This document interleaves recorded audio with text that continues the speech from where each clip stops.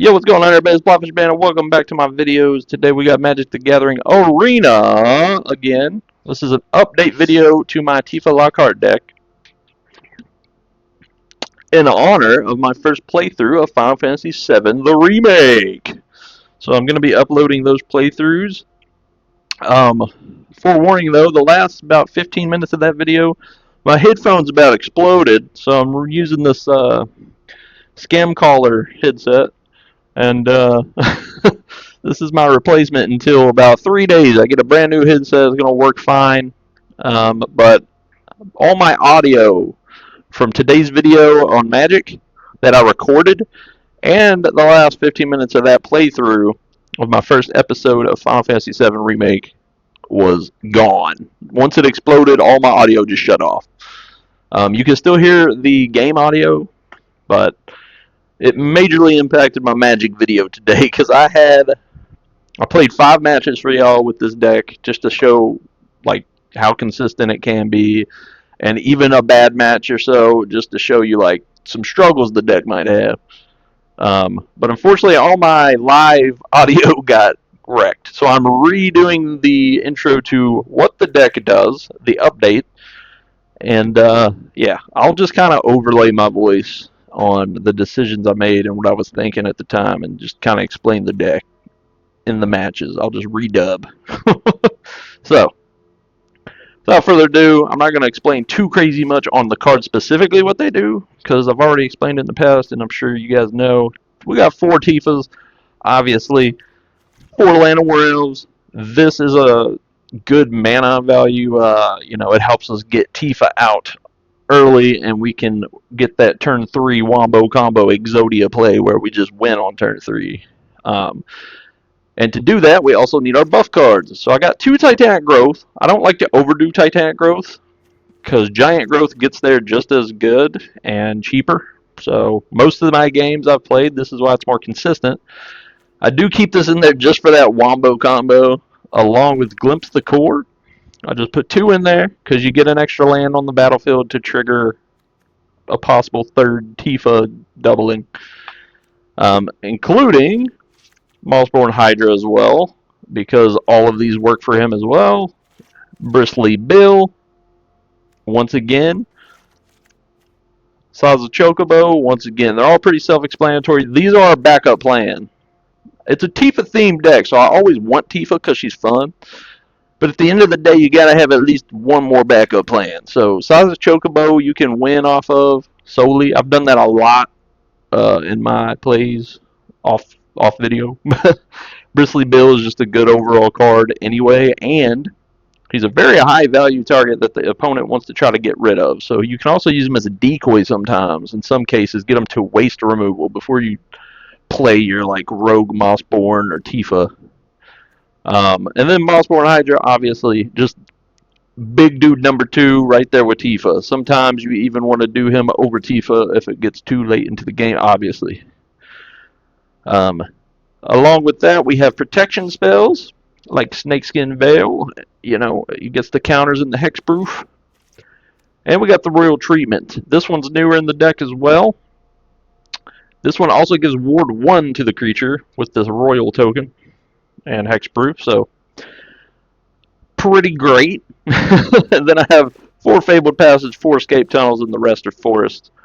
Self-explanatory, but overall this deck is super fun for me, and it is very consistent for me lately.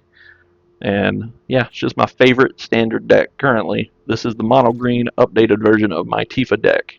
It used to be called Tifa and Birds, now it's just Tifa and 1 bird. So, let's get into those matches. I will just dub over, but enjoy. Alright, so we got in the first match here. Once again, ignore me up in the top left. My headset that you're seeing there with the weird cat ears kind of blew up on me, so as I'm deliciously chugging that green apple monster energy drink, as you can see, I kept a hand with Royal Treatment Tifa, Glimpse of the Core, Giant Growth, and a Snakeskin Veil's protection. This is because, I wanted to be able to play pretty safely all of these cards. I kept 2 protections and a Tifa. We drew the Bristly Bill, and I decided to play him over the Tifa. 1, because he's a distraction, and 2, I just didn't trust that this dude didn't have like a sweeping exile spell.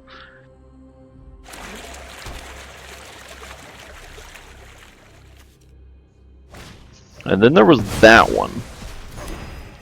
So he got me with that one, which still confuses me to this day, but it doesn't because he's playing Voice of Victory, which means I can't play spells on my opponent's turn.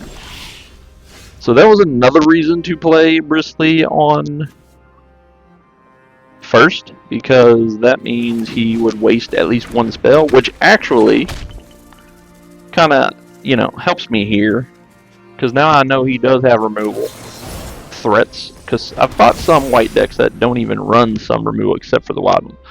This dude has targeted. Alright, so I went ahead and played Tifa, and I put a ward 1 on her with a buff, just so it'll cost him 1 extra, so he has to waste that resource if he wants to get rid of her.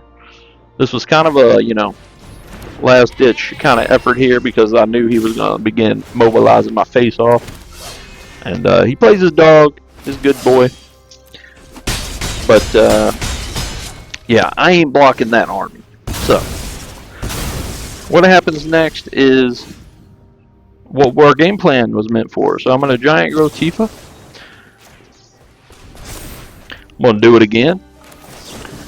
And here's the beautiful part. We forest, and then we can glimpse the core to get another doubling.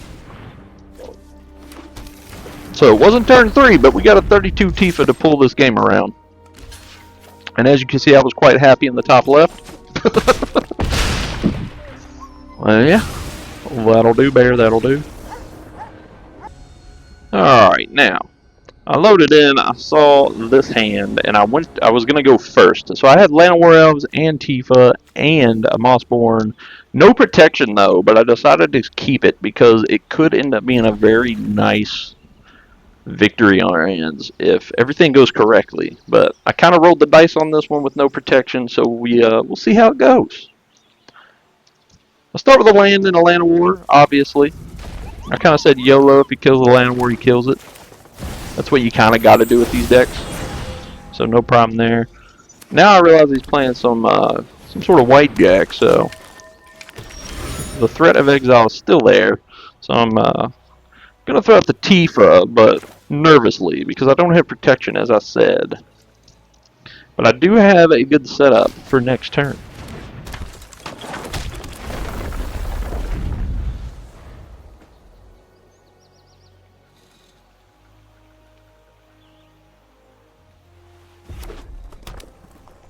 That was the part in time where I'm like, alright, this man's building a damn army. So I started getting a little nervous, but I was happy he didn't destroy my things, because I know I can outpace him with a Tifa deck if he leaves it unchecked. So I decided to go with the best play I thought for, you know, future proof. Especially if he did draw some sort of exile tool. Or Mossborn Hydra. And then I went ahead and doubled that bad boy with a land.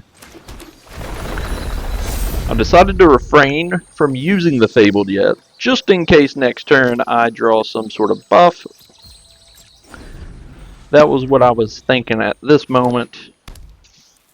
And I could also potentially, you know, pop it if I needed to block something, but I already knew I wasn't going to block. I mean, he's got a massive army, so it was kind of like, I've got to go all in or I'm going to die anyway, so I ain't blocking.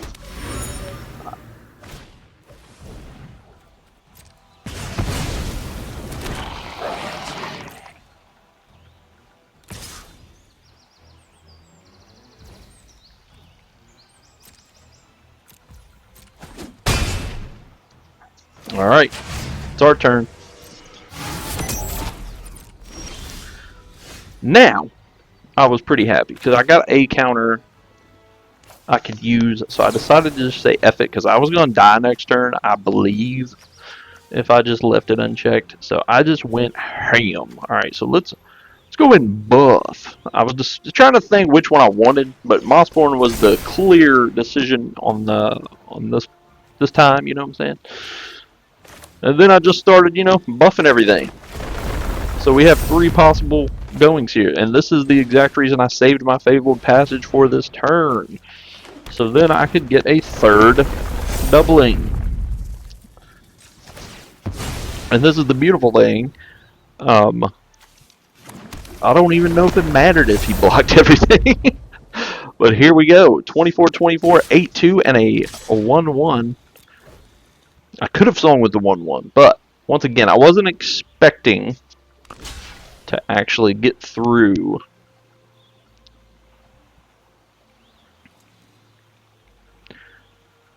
But in hindsight, I don't know if he could have won regardless. So my man Scoops, he must have not had anything in hand to help him either, if he somehow did survive, but yeah.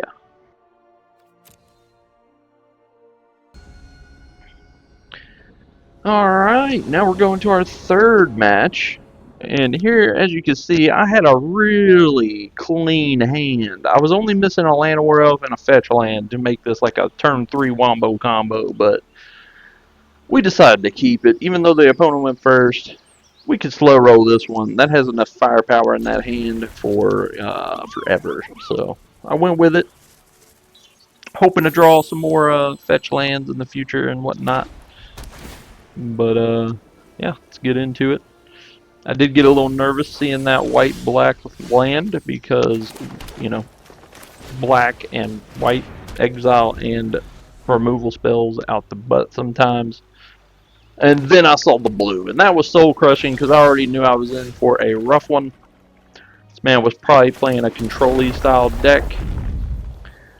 And, yeah. I just decided to slow ball it with a chocobo here. But I was thinking of testing out my theory on the control-y style deck. So I looked at Bristly Bill here, and I was thinking of my next move. What would be a good decoy? So I went with Bristly, just to see what my opponent would do. Would he counter it? Would he get rid of it? What is his game plan going? You can kind of tell a lot from people early game. Not always, but sometimes. And I was right. He cut me down immediately. He was like, having none of that billion. Having none of the billion. Bristly Billiam the Third was not accepted.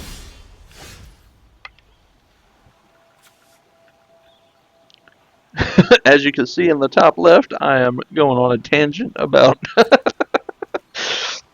blue, white, and black decks because I find them fairly annoying. Especially if you throw in some discard and some counters and some exiles and all that good stuff. But every deck has their ups and downs. We can only poke a little fun at each one. Like me being an Unga Bunga Landfall player.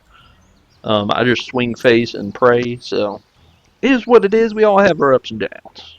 So nothing personal against blue, black, and white decks. I will say though, you're going to be seeing it soon. Blue decks usually, and I'm counting this as a blue deck as well, because everything that splashes blue, every single time I fight one, like 95% of the time, they are slow as molasses to freaking finish any of their plays. Once again, not hating the player. I know blue has a lot of combos and, intricacies you gotta worry about, so it's not fully your fault. I played a couple blue decks in my day, not too many. It's my least favorite color in Magic.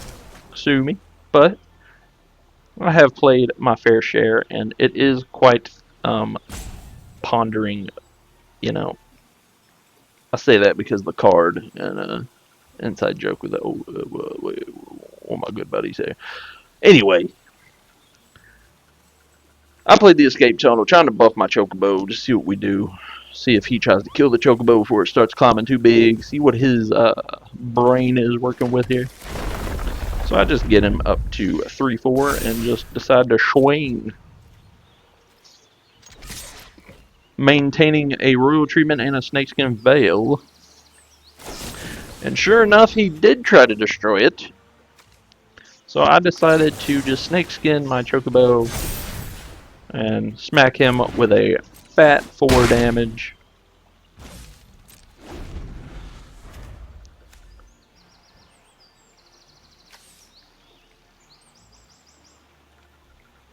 I am yapping in the top left. I can't stop yapping.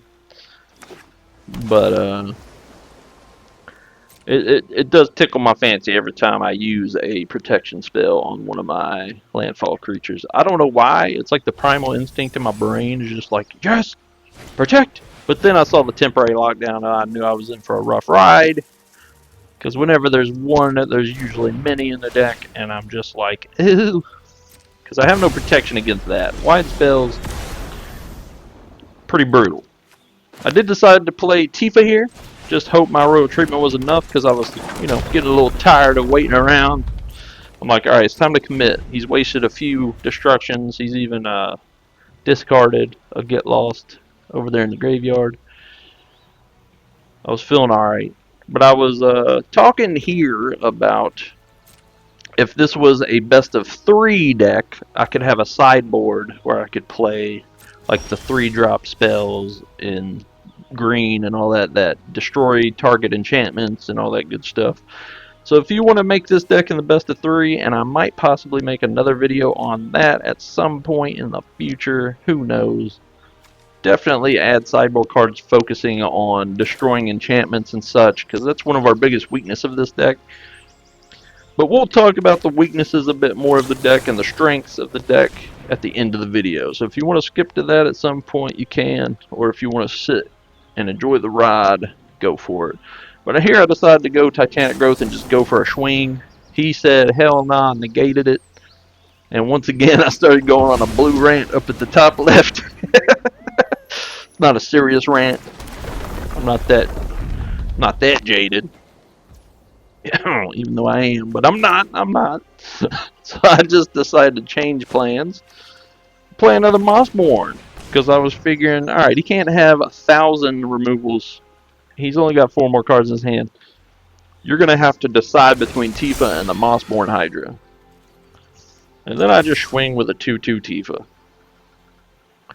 And then I lost my mind because I was like, no!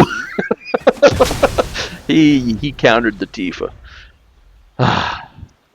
Poor Tifa. But I still had a Hydra. I just had to hope he didn't have another removal, which I'm sure he would have plenty of in that deck. So.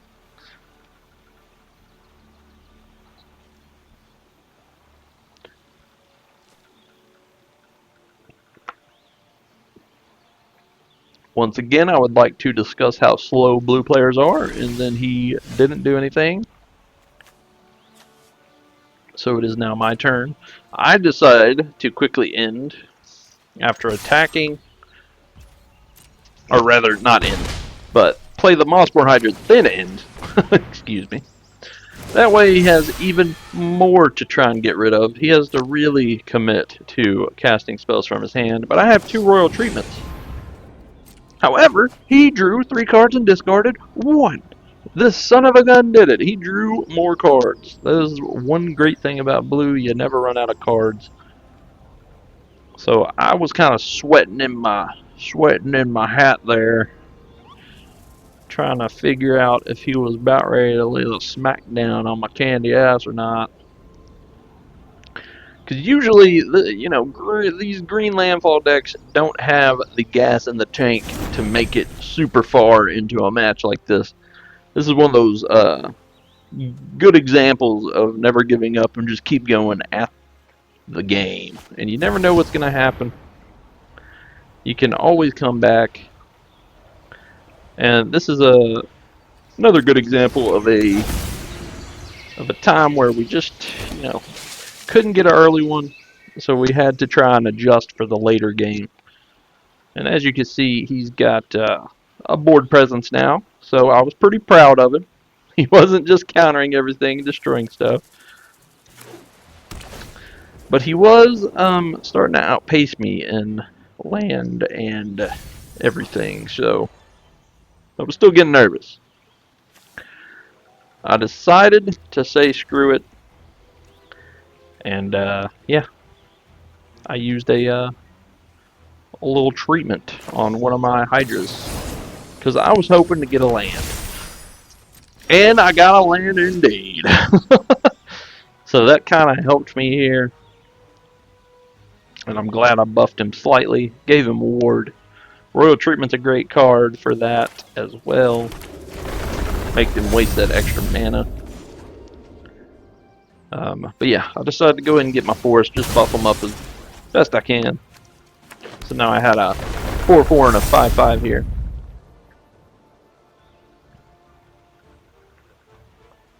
And yeah, I decided, yeah, I was kind of screwed if I was going to attack. As you can see me just sitting there pondering. Now I'm the blue player.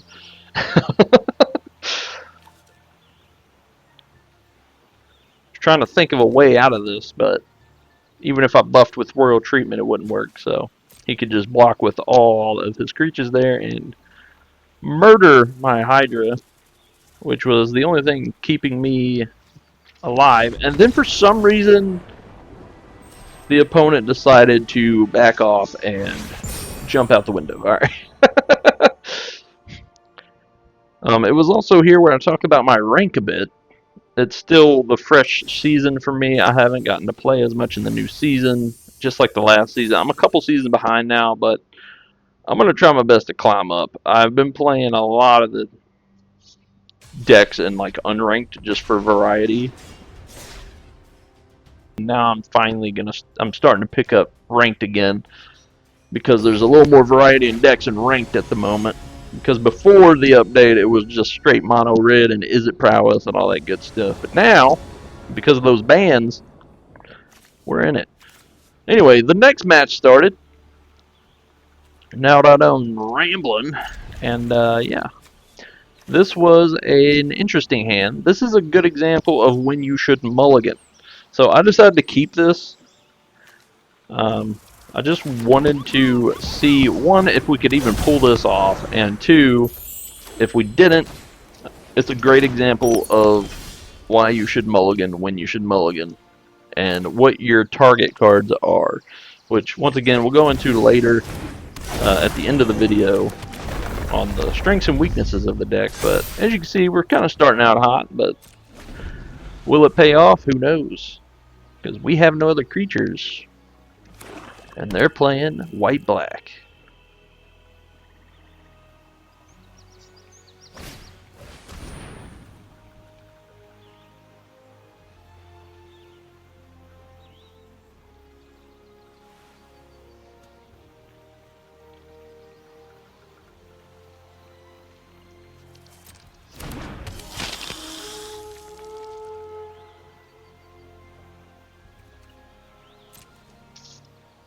Alright, he attacked, I couldn't block.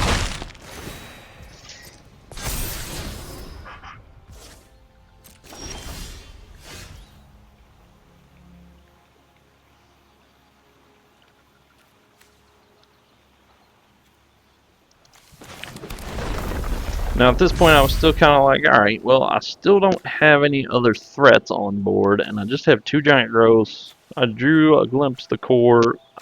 I was unsure if I should use it yet or not in case I did draw a Mossborn or a Tifa, so I decided against it. I almost fumbled the bag there and attacked with Llanowar. But I did get through with Bristly, as I thought I would, because he didn't want to kill his creature there. So I just swung in with a giant growth on it, hit him for a hefty amount, but as you can see, he's playing some life gain, so you know, take that for what you will. Now, I have beaten my fair share of life gain decks with this Tifa deck in particular, but not with a hand like this. So, once again, was it a good choice or bad choice? We can even play a guessing game. If you think it was or isn't, or is going to turn out good or bad, let me know in the comments. You'll get an imaginary cookie if you were right at the end of the match. It's a blobfish shaped cookie too. It's a little slimy cookie, but whatever. But as you can see, he's kind of popping off now. He's just doing a bunch of stuff. In the top left, I begin talking about white life gain decks these days and the amount of active abilities that pop up that have to trigger.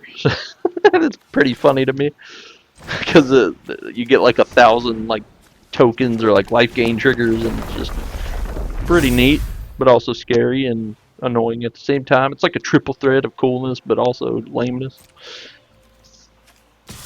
But I went ahead and attacked with Bristly again because I have nothing. At this moment in my head, I was just like, alright. That's just literally all I was thinking. I was like, alright. If some miracle happens and I could just swing big next turn with something, that'd be awesome. But, once again, he's playing life game. I already knew what it meant. His creatures are getting bigger. He's, just popping off with an army. And I'm still sitting with the first 2 creatures I spawned. That's all, so. Yeah. Like to mention once again how many triggers white decks have these days.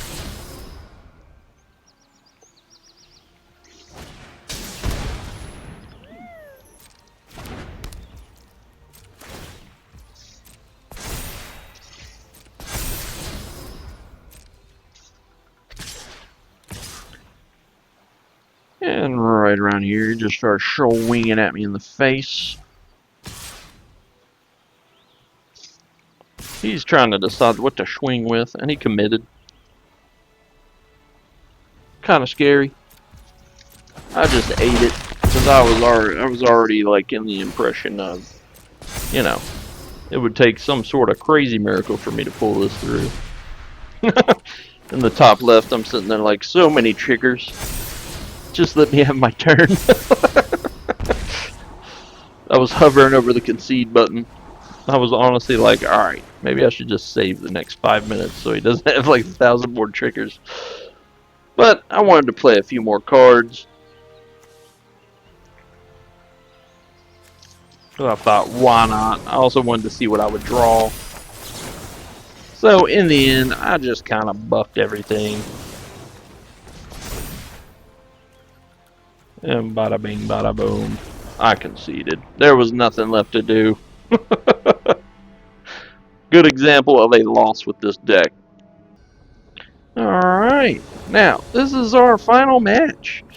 And I decided to run one final match because our last match was a great example of not winning with this deck and its weakness. I wanted to give it another shot to see its ultimate strength. Will we get there? Who knows? But we're playing against an aggressive red deck already. Everything has haste and they're putting counters on stuff. But if there's one thing I know about this Landfall deck, it can definitely outpace a mono red deck. So, we get Tifa out. I have a protection spell. I'm feeling pretty good early on here. Unless he has triple shocks or double shocks, then I would be, out of my mind. But I'm feeling good. This is a solid turn 3 win if he doesn't have anything good to get rid of my Tifa. Question is, will he? And he attempts, but I snakeskin Veil and just test the water, and sure enough, he had nothing. Nothing, Kakarot. So he attacked, and here's where it fell apart for him, because I giant growth my Tifa, and then I had a lovely Fabled Passage. And yeah, he only had a 1/1 blocker with a 26 Tifa and a 1/1 Llanowar Elf. Yeah. So, turn 3 victory for this Tifa deck. This happens, it's not uncommon, but it's definitely not common. So, But it can happen. That's a good example of it. And she can get way higher power. I'm talking 44 plus if you get the right combos, which we can talk about right a meow. Alright, so this was the final screen of the deck. Just a quick rundown. Its strengths are pretty nice in that it's a pretty fast aggro deck if you get the right cards, but the weakness is not getting the right cards. If you don't get Tifa, if you don't get Saza's Chocobo, if you don't get Mossborn Hydra, those are your three anchor beings of this deck, to quote Marvel movies. They are the anchor being of this deck. Alright, you want one of those three to be your strong guy. And usually Tifa or Mossborn Hydra should be your finisher. Saza Chocobo can do work if you could protect him long enough. That's his only problem. Bristly Bill and Llanowar Elves I have one with, but as you can see in that previous match, it didn't work out, and it usually is a struggle if you only have those. But all of them together, you can do some major work. But yeah, super fun deck, super nice, but be sure to mulligan, mulligan, mulligan if you don't think you can trust the heart of the cards. But I promise this deck is nice and consistent now, and I hope you enjoy it. If you try it, let me know in the comments. Squish that like button, subscribe, do all that fancy YouTube stuff. I hope to see you in the next video. Also, check out my Final Fantasy VII Remake playthrough part 1 now, and then, you know, if you're from the future and come back to this video, then check out all the other playthroughs and Magic videos I've got for you. Alright, well, deuces.